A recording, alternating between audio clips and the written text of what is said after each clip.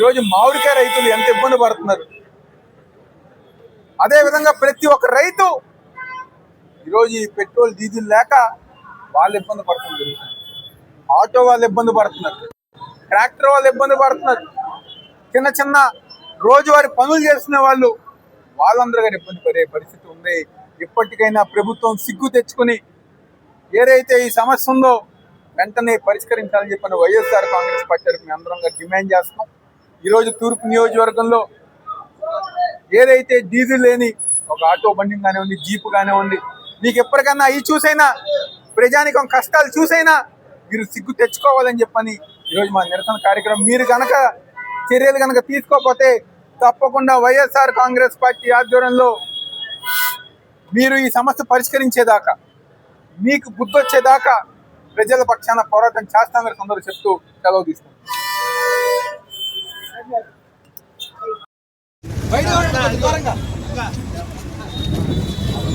ఇదేమి రాజ్యం, ఇదేమి రాజ్యం, దొంగల రాజ్యం, దోపిడీ రాజ్యం. ఇదేమి రాజ్యం, ఇదేమి రాజ్యం, దొంగల రాజ్యం.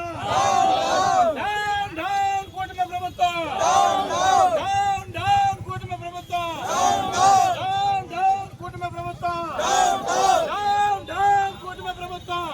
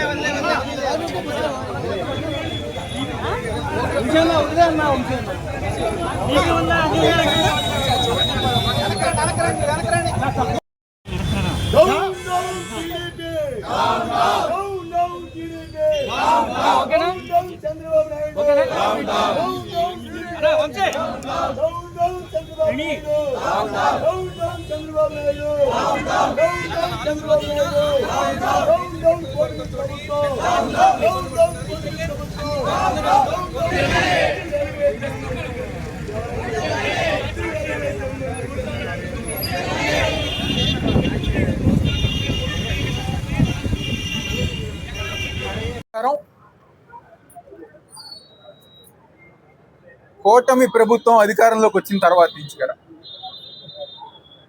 ఎవరైతే ఈ రాష్ట్రంలో ఓట్లేసి గెలిపించారో వాళ్ళందరం గారా మోసం చేసిన ప్రభుత్వం ఈ కూటమి ప్రభుత్వం, చంద్రబాబు నాయకత్వం.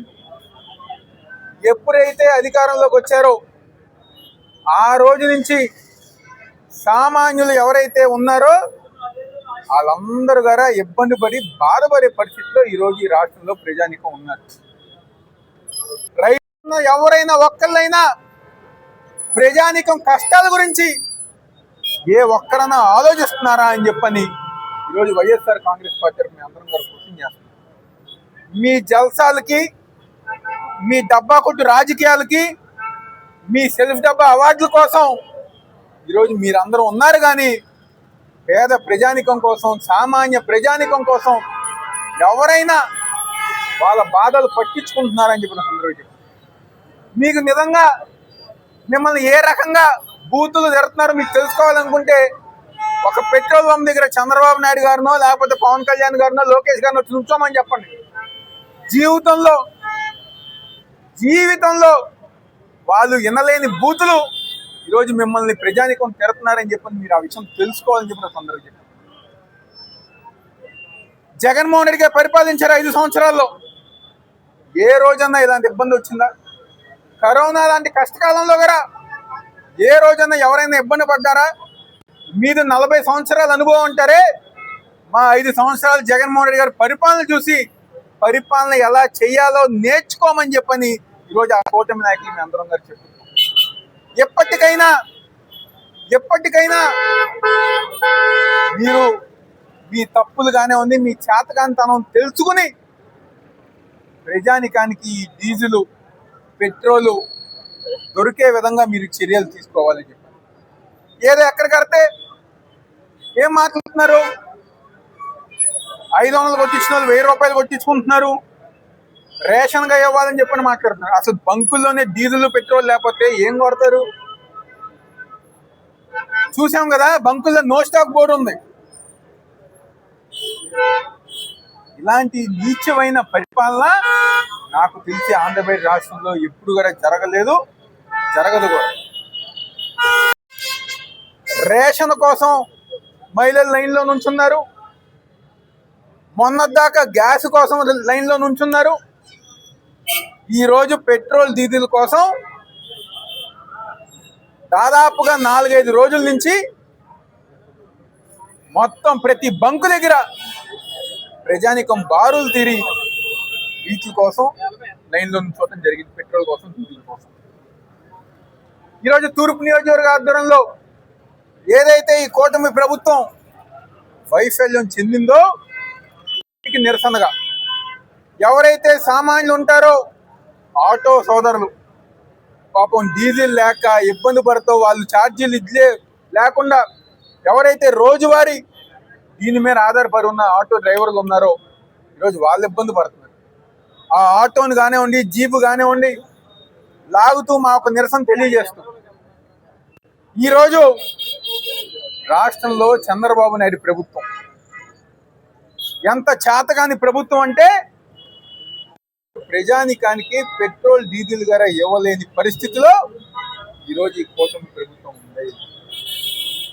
ఈరోజు మాట్లాడుతూ చంద్రబాబు నాయుడు గారు మాట్లాడుతున్నారు, ఎటువంటి ఇబ్బంది లేదు, జనాలు ఊరినే భయపడుతున్నారని చెప్పండి. అంటే మీ చేతగాని తనం గారా ఈరోజు జనాల మీద రుద్దే విధంగా, ఇందులో గారా జనాలదే తప్పని చెప్పే విధంగా ఈ పరిపాలన వెళ్తాంది అని చెప్పండి. ఈరోజు ప్రతి ఒక్కరం గారు మీ అందరం చాలా ఆశ్చర్యకరం. చంద్రబాబు గారేమో ఒక పక్కన ముంబై వెళ్ళి అవార్డులు తీసుకుని నేను ఈ రోజు ఆలోచించేది భారతదేశం రేపు ఆలోచిస్తుందని చెప్పని మాట్లాడతారు. లోకేష్ గారు ఏ ఊరు వెళ్ళారో తెలియదు, ఎక్కడికి వెళ్ళారో తెలియదు.